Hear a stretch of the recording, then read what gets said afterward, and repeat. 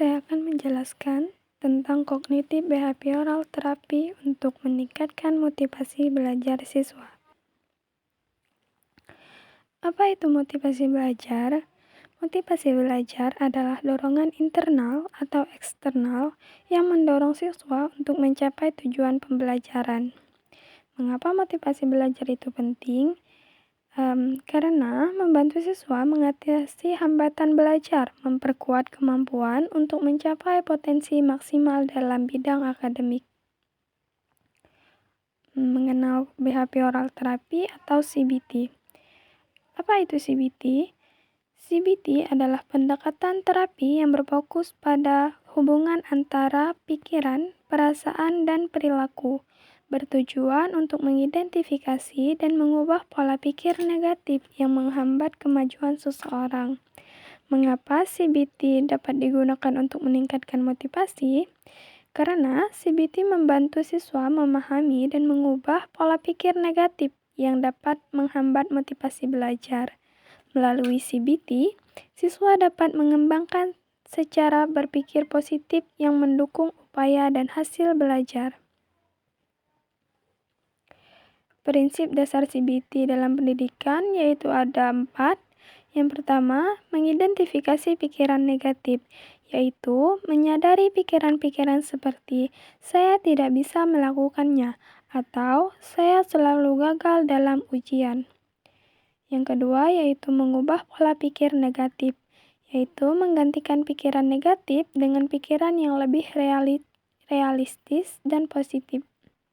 Yang ketiga, mengembangkan kebiasaan belajar yang baik, yaitu membangun perilaku yang mendukung proses belajar seperti manajemen waktu dan penetapan tujuan. Yang keempat, yaitu meningkatkan self-efficacy atau kepercayaan diri, yaitu keyakinan bahwa usaha yang dilakukan akan membawa hasil positif. Selanjutnya yaitu ada teknik CBT untuk meningkatkan motivasi belajar. Yang pertama ada self monitoring, yaitu pemantauan diri.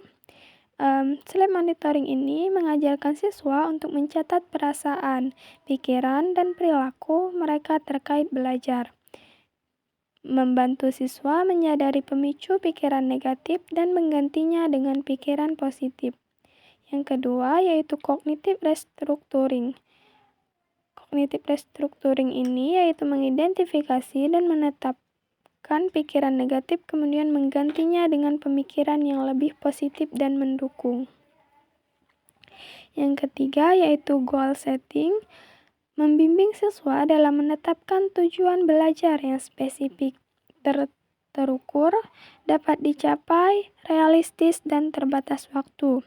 Selanjutnya, membantu meningkatkan motivasi dengan memberi arah dan tujuan yang jelas. Yang keempat, positive reinforcement atau penguatan positif. Positive reinforcement ini memberikan penghargaan untuk mencapai pencapaian kecil atau perkembangan yang dicapai. Selanjutnya, mendorong siswa untuk lebih termotivasi melalui umpan balik positif. Di sini ada contoh penerapan CBT dalam kelas. Studi kasusnya siswa yang tidak termotivasi. Masalahnya, seseorang siswa merasa tidak mampu dalam mata pelajaran tertentu sehingga kurang termotivasi untuk belajar. Cara penanganannya yaitu yang pertama self monitoring. Siswa diminta menulis pikiran dan perasaan saat belajar mata pelajaran tersebut. Yang kedua, cognitive restructuring, yaitu membantu siswa menggantikan pikiran saya tidak bisa dengan saya bisa mencoba dan belajar lebih baik. Yang ketiga yaitu goal setting, yang membantu rencana pembelajaran bertahap. Yang keempat, positive reinforcement, memberikan pujian saat siswa berhasil mencapai kemajuan kecil.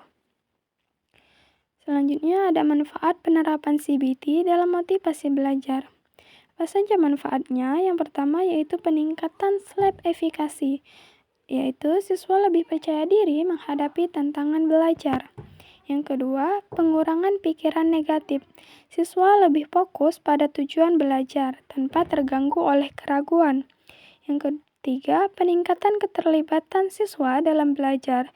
Siswa menjadi lebih aktif dan bersemangat dalam proses belajar.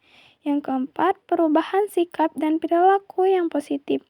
Siswa membentuk kebiasaan dan pola pikir yang mendukung proses belajar berkelanjutan.